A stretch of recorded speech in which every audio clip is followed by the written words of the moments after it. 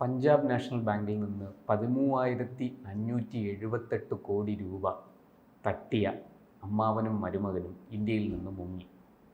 അതിലിപ്പോൾ അമ്മാവൻ മെഹുൽ ചോക്സി ബെൽജിയത്തിൽ പിടിയിലായിട്ടുണ്ട്. ഇന്ത്യയുടെ അഭ്യർത്ഥന പ്രകാരമാണ് അറസ്റ്റ് നടന്നിരിക്കുന്നത്. മെഹുൽ ചോക്സിയെയും നീരവ് മോദിയെയും നമുക്ക് ഇന്ത്യയിൽ എത്തിക്കാൻ സാധിക്കുമോ? സത്യസന്ധമായി സുതാര്യമായി വിചാരണ നടത്തി ഇവരിൽ നിന്ന് ഈ തട്ടിയെടുത്ത പണം തിരികെ നമുക്ക് നേടിയെടുക്കാൻ സാധിക്കുമോ? ഇത് വളരെ കോംപ്ലിക്കേറ്റഡ് ആയിട്ടുള്ളൊരു ക്വസ്റ്റ്യനാണ്. അതായത് നമുക്കൊരു സ്ട്രെയിറ്റ് ഫോർവേഡ് ആൻസർ അതിനില്ല. അപ്പോൾ ഇവർ ഒരു പക്ഷേ എനിക്ക് തോന്നുന്നത് 2012 മുതലോ മറ്റോ തുടങ്ങിയ ഒരു ഏർപ്പാടാണ്. വളരെ റെഗുലറായിട്ട് അതെ ചെയ്തുകൊണ്ടിരുന്നൊരു ഏർപ്പാടാണ്. എനിക്ക് തോന്നുന്നു അത് 2016 ഇത് ആദ്യമായി ഒരു വിസിൽ ബ്ലോവർ എന്നൊക്കെ നമ്മൾ പറയുന്ന പോലെ ഒരു കുഴപ്പം കണ്ടിട്ട് ഇവരുടെ ബാലൻസ് ഷീറ്റ് ഗീതാഞ്ജലി ഗ്രൂപ്പ് എന്ന് പറയുന്ന ഒരു ലിസ്റ്റഡ് കമ്പനിക്കായിരുന്നു. ഗീതാഞ്ജലി ഡയമണ്ട് ബിസിനസ് ആയിരുന്നു. അപ്പോൾ ഇത് ലിസ്റ്റഡ് കമ്പനിയായിരുന്നു.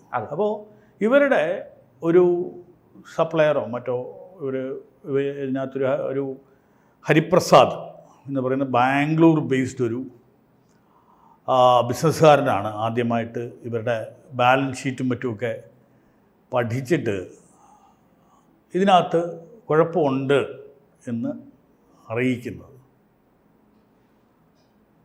അപ്പോൾ തന്നെ 2017 തന്നെ ഈ മെഹുൽ ചോക്സി ആൻറ്റിഗൻ സിറ്റിസൺഷിപ്പ് എടുത്തു കഴിഞ്ഞു നമ്മൾ മനസ്സിലാക്കണം. യെസ്. അപ്പോൾ 2018 ആയപ്പോഴാണ് ഇവരുടെ ഈ പറയുന്ന എന്താണ് ചെയ്തത് എന്ന് സിസ്റ്റം മനസ്സിലാക്കുന്നത്. അപ്പോൾ PMOയിൽ വരെ ഈ ഹരിപ്രസാദ് എന്ന് പറയുന്ന വ്യക്തി ഇത് അയക്കുകയുണ്ടായി. അദ്ദേഹത്തിൻ്റെ കംപ്ലയിൻറ്റും മറ്റുമൊക്കെ അയക്കേണ്ട പലർക്കും അയക്കുകയുണ്ടായി. പക്ഷെ PMOയിൽ നിന്നാണ് അത് രജിസ്ട്രാർ ഓഫ് കമ്പനീസിന് റെഫർ ചെയ്യുന്നത്. അപ്പോൾ അദ്ദേഹം തന്നെ പറയുന്നുണ്ട് ഒരു PMOയുടെ ജോലിയല്ല ഒരു ഇത് വന്ന ഉടനെ ചാടി ഇറങ്ങി ഇത് ചെയ്യുന്നത്. അതിൻ്റേതായ വകുപ്പുകളുണ്ട്. പിന്നെ ഇപ്പോഴത്തെ ഒരു ഗവൺമെൻറ്റിൻ്റെ ഒരു രീതിയും അതാണ്. ഒരു എടുത്തു ചാടിയൊന്നും ചെയ്യില്ല. വളരെ വിശദമായ അന്വേഷണത്തിലൂടെ മാത്രമേ കാര്യങ്ങൾക്ക് ഒരു തീരുമാനം ഉണ്ടാക്കാറുള്ളൂ.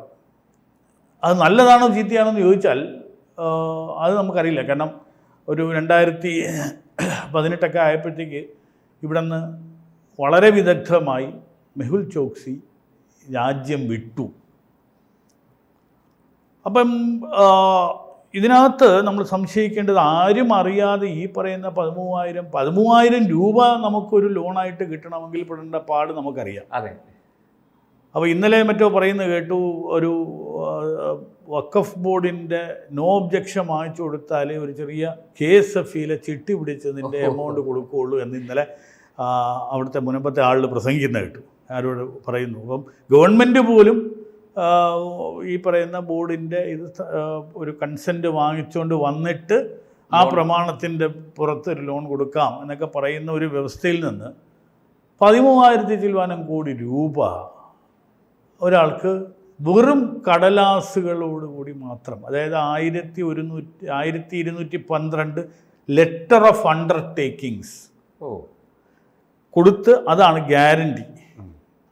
ആ ഗ്യാരണ്ടി വച്ചിട്ടാണ് ഇവർ ലോൺ കൊടുത്തത്. അപ്പോൾ ഈ ലെറ്റർ ഓഫ് അണ്ടർടേക്കിംഗ് പറഞ്ഞ വിദേശത്ത് നിന്ന് പേള് ഇമ്പോർട്ട് ചെയ്ത് അത് ഇവിടെ വ്യാപാരം നടത്തുന്നതിനുള്ള ഒരു ഫെസിലിറ്റി ആയിട്ടാണ് ഇത് കാണിച്ചിട്ടുള്ളത്.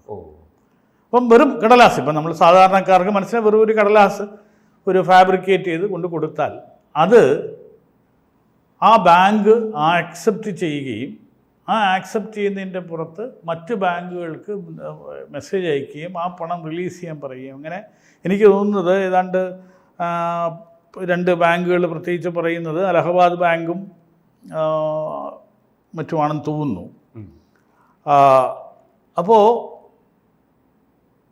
ഈ പറയുന്ന ഒരു വെറും പേപ്പറുകൾ വെച്ചിട്ടുള്ള ഒരു വ്യാപാരം, പണ്ട് നമുക്കറിയാം നമ്മുടെ ഹർഷദ് മേത്ത വെറും പേപ്പർ ബാങ്കിന് കൊടുത്ത് അത് ചെയ്തത് ഇതുപോലെയാണ്. ഒരു ബ്രോക്കറിൻ്റെ ഒരു ലെറ്റർ ഹെഡിൽ ഒരു പേപ്പർ എഴുതി കൊടുത്താൽ ബാങ്കുകാർ പണം ഉണ്ടാക്കി കൊടുക്കുന്ന ഒരു രീതി ഉണ്ടായിരുന്നു. ഏതാണ്ട് അതേപോലെ തന്നെ ഈ പറയുന്ന സ്വിഫ്റ്റ് കോഡിൻ്റെയും മറ്റുമൊക്കെ ഉള്ള സിസ്റ്റത്തിൽ നിന്ന് മറികടന്നുകൊണ്ട് ഇത് കോർ ബാങ്കിങ് സിസ്റ്റത്തിനകത്ത് പെടാതെ ബാങ്കിനകത്ത് ഉണ്ടായിരുന്ന ഉദ്യോഗസ്ഥരും ഈ പറയുന്ന ആളുകളും തമ്മിൽ ചേർന്ന് ഒരു നടത്തിയ ഒരു വലിയ ഒരു കുംഭകോണമാണ്, അല്ലെങ്കിൽ ഒരു വലിയ ഫ്രോഡാണ് ഈ പഞ്ചാബ് നാഷണൽ ബാങ്ക് വഴി നടന്നിരുന്നത്. അപ്പോൾ ഇത് ഒരു ഹയസ്റ്റ് ലെവൽ ഓഫ് അധികാരികൾ അറിഞ്ഞിട്ടില്ല എന്ന് നമുക്ക് എങ്ങനെ തോന്നും? ഈ 13,000 കോടി രൂപയൊന്നും തീർച്ചയായിട്ടും ബാങ്കിൻ്റെ ഉന്നതാധികാരികൾ അതറിയാതെ മാത്രമാണോ? ഇതൊരു ഈ പറയുന്ന ഒരു പക്ഷേ രഘുരാം രാജൻ അറിഞ്ഞിട്ട് പോലും അതിന് ഒരു നടപടി എടുത്തില്ല എന്നൊരു അക്വിസിഷൻ റിസർവ് ബാങ്കിൻ്റെ ചെയർമാൻ ഗവർണറായിരുന്ന ഗവർണറായി രഘുരാം രാജന് എഴുത്തയച്ചിട്ട് പോലും അദ്ദേഹം ഒരു നടപടി എടുത്തില്ല. സാധാരണ ബാങ്കിൽ എന്തെങ്കിലും ഒരു ചെറിയ കംപ്ലയൻസ് മിസ്റ്റേക്ക് ഉണ്ടെങ്കിൽ ഇപ്പം അറിയാം, നമുക്ക് ബാങ്കിലെ ഒരുപാട് പിഴയും മറ്റുമൊക്കെ ഒരു ചുമത്തപ്പെടുന്ന ഒരു രീതിയാണ് RBI ഉണ്ടായിരുന്നത്.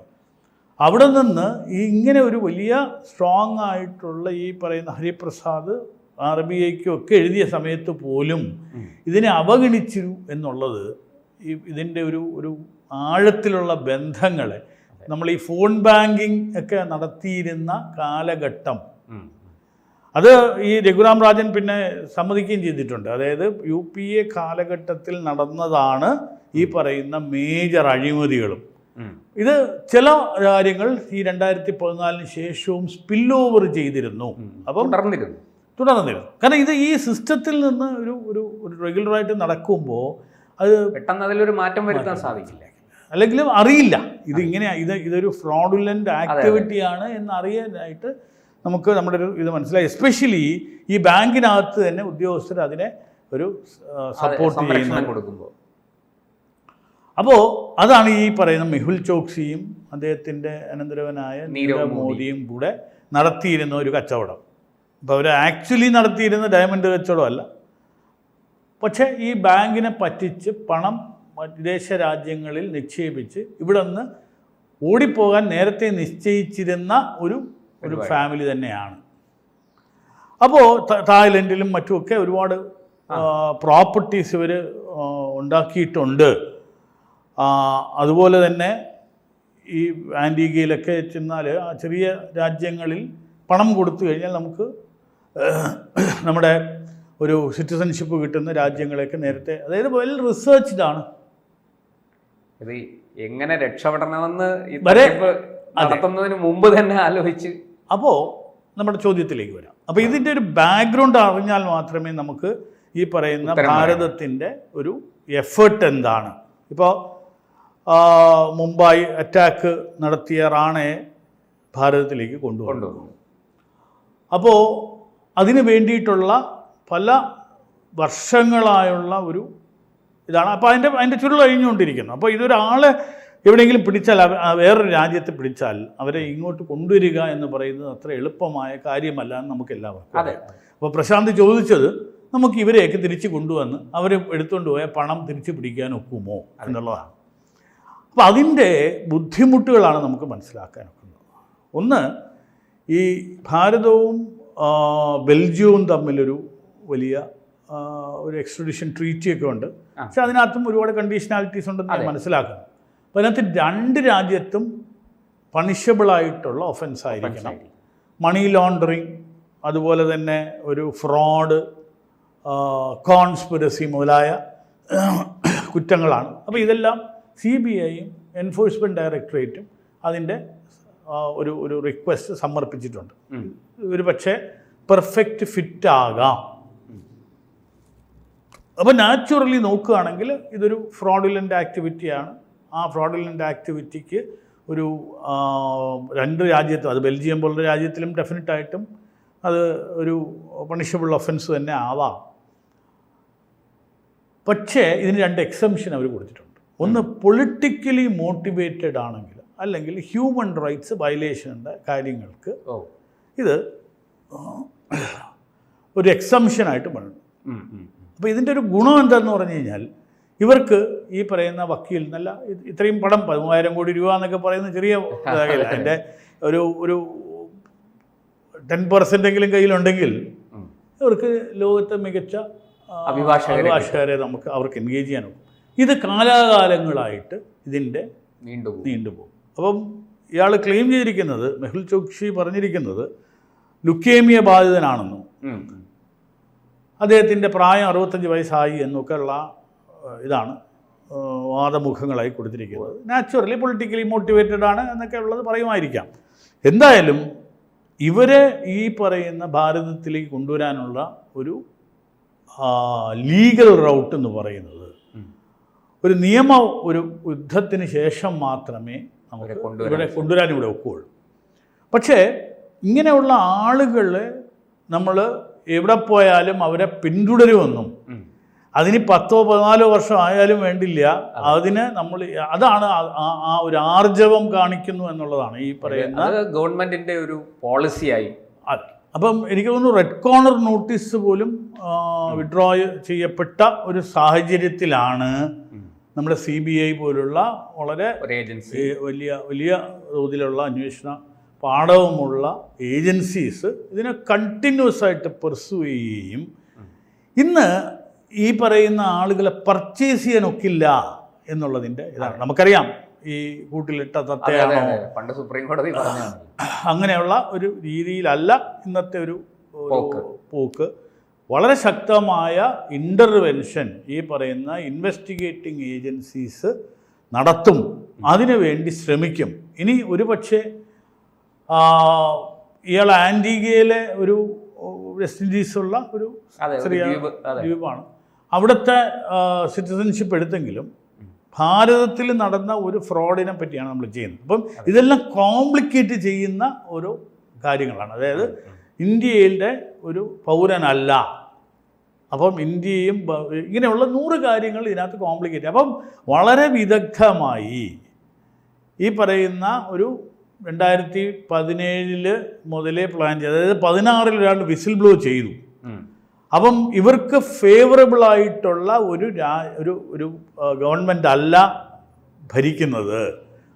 അപ്പോൾ നാച്ചുറലി ഇവരിതിൻ്റെ ഒരു പര്യവസാനം മനസ്സിലാക്കി ഇവിടെ നിന്നാൽ അവർക്ക് അഴിക്കുള്ളിലാകും എന്നുള്ള ആ ഒരു ഭീതി കൊണ്ട് തന്നെയാണ് ഈ ആൻറ്റിഗയിലെ പണം കൊടുത്തുള്ള സിറ്റിസൺഷിപ്പ് വാങ്ങിക്കുകയും അതുപോലെ തന്നെ ചികിത്സയ്ക്ക് ബെൽജിയത്തിൽ അദ്ദേഹത്തിൻ്റെ വൈഫ് ബെൽജിയംകാരിയാണെന്ന് തോന്നുന്നു, ആ ബെൽജിയത്തിലേക്കുള്ള അദ്ദേഹം പോവുകയും. പക്ഷെ എന്നാൽ പോലും ഇന്ന് അവിടെ അറസ്റ്റിലാക്കാൻ പറ്റി എന്നുള്ളത് തന്നെയാണിത് ഒരു നേട്ടം.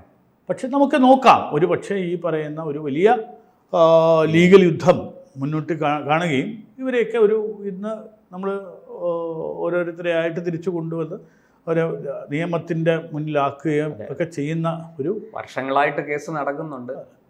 പക്ഷെ ആ ഒരു ടെനാസിറ്റി ആ ഏജൻസീസിൻ്റെ സർക്കാരിൻ്റെയോ അത് ഏജൻസീസിൻ്റെയും ഒക്കെ ഇത് വളരെ ശ്ലാഘനീയമാണ്.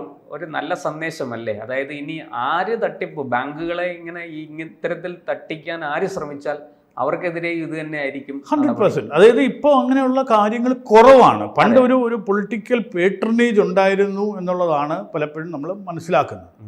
ഈ അന്നത്തെ അന്നത്തെ ധനകാര്യമന്ത്രിയും മറ്റും ഡയറക്റ്റായിട്ട് ഇൻവോൾവ് ചെയ്തിരുന്നു. സെബിയുടെ കാര്യത്തിലാണെങ്കിലൊക്കെ ഒരുപാട് ഇൻവോൾവ്മെൻറ്റ് അന്നത്തെ മന്ത്രിയായിരുന്ന ധനകാര്യമന്ത്രിയായിരുന്ന ചിദംബരത്തിനെ പറ്റി ആക്ഷേപമുണ്ട്. അദ്ദേഹം എൻഫോഴ്സ്മെൻറ്റ് ഡയറക്ടറേറ്റിൻ്റെയും മറ്റുമൊക്കെ ഇപ്പോഴും ഇൻവെസ്റ്റിഗേഷൻ നടന്നുകൊണ്ടിരിക്കുകയാണ്. ജയിലിൽ കഴിഞ്ഞ ഒരു വ്യക്തിയാണ്. അപ്പോൾ ഇങ്ങനെയുള്ള ജാമ്യത്തിൽ ഇറങ്ങി നിൽക്കുന്ന ഒരാളാണ്. അപ്പോൾ അദ്ദേഹത്തിനെ പോലൊരാൾ ഒരു ഡൂബിയസ് ക്യാരക്ടർ എന്ന് പറഞ്ഞാൽ വിശേഷിപ്പിക്കപ്പെടുന്ന ഒരു ആൾ ധനകാര്യമന്ത്രി ആയിരുന്നപ്പോൾ നടന്ന കാര്യങ്ങളാണ്. ഇന്ന് അങ്ങനെ അല്ല. ഇന്നത്തെ ഒരു ക്ലീനായിട്ടുള്ള ഒരു മിനിസ്ട്രി നമ്മൾ ഇന്നേ വരെ ഒരു ആക്ഷേപവും നമുക്ക് കേട്ടിട്ടില്ല. ഒരു പൊളിറ്റിക്കലായിട്ടുള്ള ഒരു അക്വസിഷൻസ് അല്ലാതെ ഒരു കറപ്ഷനോ അല്ലെങ്കിൽ അങ്ങനെയുള്ള കാര്യങ്ങളെപ്പറ്റി ഒന്നും ഒരു ദോഷം ഇതുവരെ കേൾപ്പിച്ചിട്ടില്ലാത്തൊരു രാജ്യം ഭരിക്കുന്ന ഗവൺമെൻറ് ആവുമ്പോൾ സത്യസന്ധവും സുതാര്യവുമായ ഭരണം നിർവഹിക്കുന്ന സർക്കാർ. നാച്ചുറലി ഇത് ഇനി നടക്കില്ല, നടന്നിരുന്നതിനെയൊക്കെ ഒരു ക്ലിപ്പ് ചെയ്യുന്നുണ്ട്. കൂടുതൽ വാർത്തകളും വിശേഷങ്ങളും നിങ്ങളിലേക്ക് എത്താൻ ABC മലയാളം സബ്സ്ക്രൈബ് ചെയ്യുക, ബെൽ ബട്ടണും അമർത്തുക.